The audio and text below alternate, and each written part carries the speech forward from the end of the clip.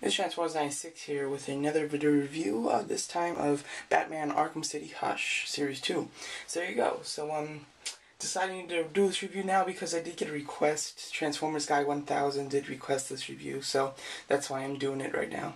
So yeah, so as you can see, you've got a box. Very nice.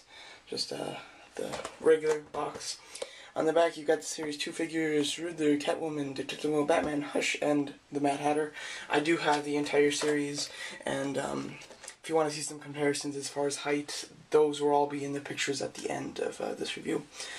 So anyway, so here is Hush. So first of all, let me just talk a little bit about the character Hush. So this character, as far as in the Arkham City game, is like a little side mission, and he actually goes and kills people and takes part of their face. It's pretty disgusting, and actually like sews together the parts of his face and surgically puts it on himself so that he looks like Bruce Wayne. And he's just killing people because, oh, this guy has an eye that's like Bruce Wayne, oh, this guy's left cheek looks like Bruce Wayne's left cheek.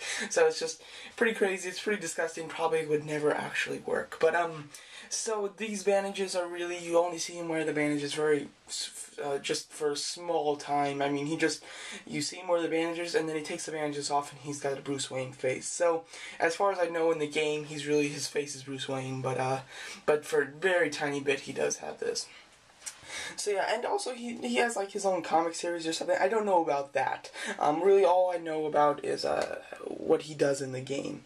So as you can see, the face is very nice. You've got a nice expression on him. He does look pretty evil. The bandages are a little hard to see though. You know, from afar it just looks like he's got a really pale face. Up close you can see the bandages. I would have liked some shading on the bandages so you could actually see them, because there's a lot on here. It's got some great detail, but it's just hard to see, and I think that really takes the figure down a bit. With the coat and everything, looks great. I really love all the lines in the coat, and his suit looks fantastic with the H in it. And just really no mispaints. I'm really happy with all that. His legs are kind of like got this metal plating and stuff. And as you can see here, you've got some kind of brass knuckles to hurt somebody pretty bad. And I like how there's a bunch of little dots, almost like sand, in his coat. It looks great. I mean, standing from behind, he actually looks really cool.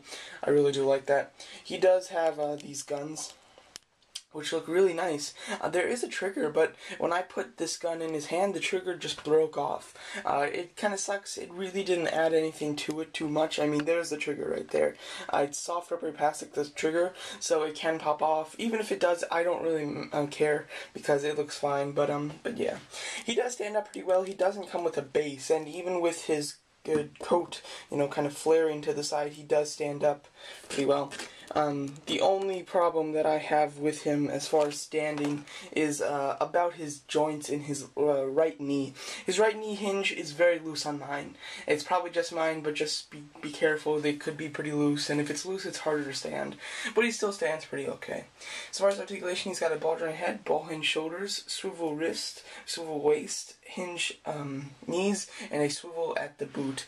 One more point of articulation that he has, but I waited to the end to say it, because this point of articulation really helps the figure a lot. He's got hinge swivel elbows. One of the few figures that actually has a swivel at the elbow. It just really helps posing him and stuff. You can really do a lot with it, and I really like that, and I'm really happy that they added that. As well as he does have holsters that hold the guns pretty nicely. Very nice, actually.